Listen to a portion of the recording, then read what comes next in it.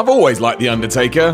Well, not Biker Taker, but we won't go into that right now. He's arguably the greatest character in wrestling history, and no one could have pulled it off like Mark Calloway did. At the right age and the right time, you perfectly believed he was an undead zombie roaming the earth. Given how his persona has evolved over the years, however, Taker did get, well, a little dark from time to time and got involved with things he really shouldn't have had, including trying to kill people. Yep, straight up kill people. So, I'm Simon from WhatCulture, and this is 10 times The Undertaker attempted murder in the WWE. Number 10, Paul Bearer. There's no two ways about this one. Wasn't even attempted. The Undertaker straight up killed Paul Bearer when he drowned his once manager in a vat of concrete. I'm deadly serious. Some context for you. It was 2004's Great American Bash, and the Dead Man was taking on the Dudley Boys with the bizarre stipulation that Paul Bearer would be locked in a glass crypt. If Taker lost, that'd be it. Bearer would be fobbed off. What's even stranger, however, is that The Undertaker actually won the match, but then just decided he would murder his friend anyway. He pulled the lever and we watched a man get fake murdered on TV. Amazingly though, WWE later said that Paul had actually been saved after the cameras were turned off.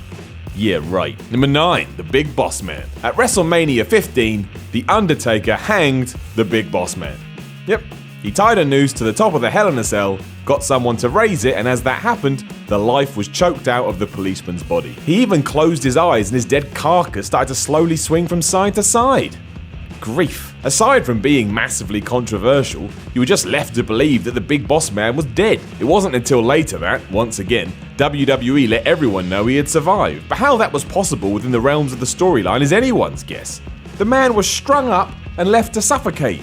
Madness. Number 8, Mohammad Ahsan. At the Great American Bash 2005, which is now an event that has to be synonymous with The Undertaker killing off wrestlers, the Phenom powerbombed Mohammad Ahsan into oblivion, and we never saw him again. The reason for this behind the scenes was that the Hussein character was of such bad taste it had to go, which it most definitely did. But rather than just write him off TV, WWE had Mean Mark go out there and pulverize him through the stage. Given that he literally vanished after this, you have to go with the idea that he was murdered, which would make sense. He got hurled onto concrete from a great height. Anyone would be lucky to survive that. Number 7, Edge. Forget Edge's neck issues. In 2008, The Undertaker burned him alive. Just think of that.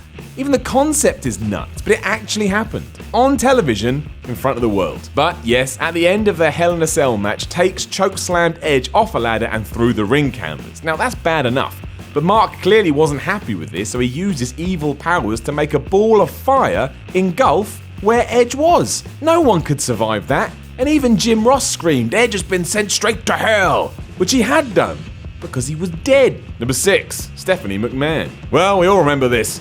During the height of the Attitude Era, where we got weird, almost devil-like Undertaker, he got well into sacrificing people. His biggest target was one Stephanie McMahon. While he never got to go through with it, the Dead Man still got pretty far in his attempts, even stringing Steph up to an Undertaker logo cross. To say it was a bit uncomfortable is an understatement, especially because part 2 of the plan was a dark marriage. Jeez. Thankfully, Stone Cold Steve Austin was on hand to save the day, although he then got strung up too. So no one was safe. Number 5, Mick Foley, obviously. It's one of the most famous scenes in wrestling history, and whether you look at it in real or kayfabe terms, Mick Foley could have been killed.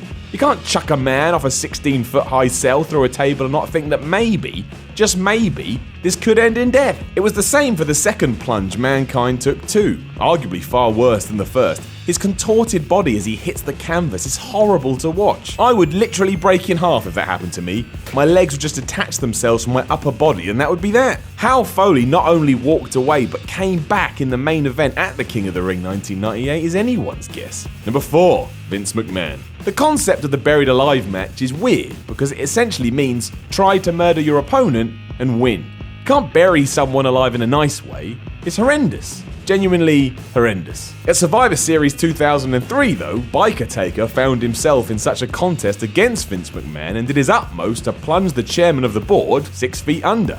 He almost did it too until Kane showed up and turned the tables. The bout ended when The Undertaker himself was buried, but as we all know, you can't kill what's already dead. So when he reappeared a few months down the line, thankfully in his original gimmick, all was right with the world again.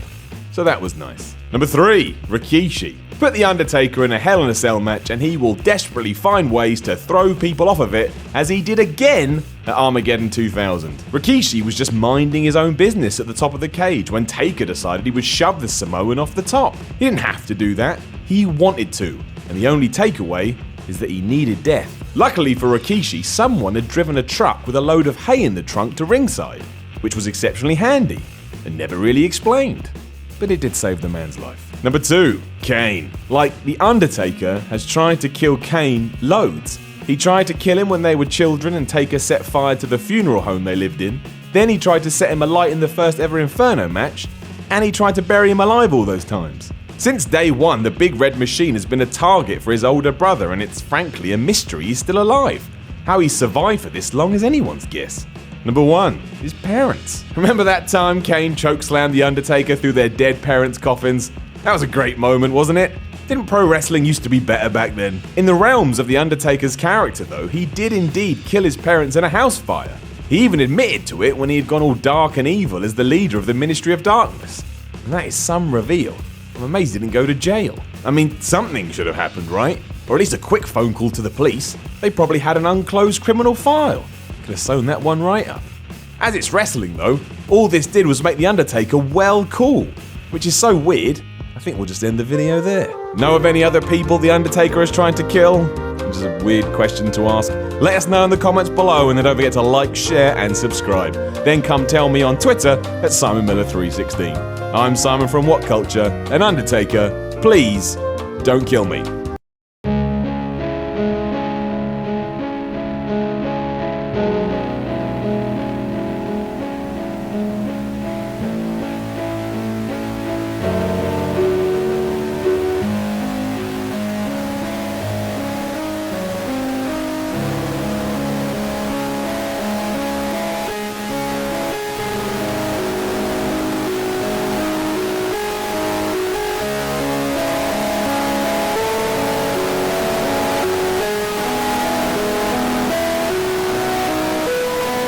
I will delete WCPW.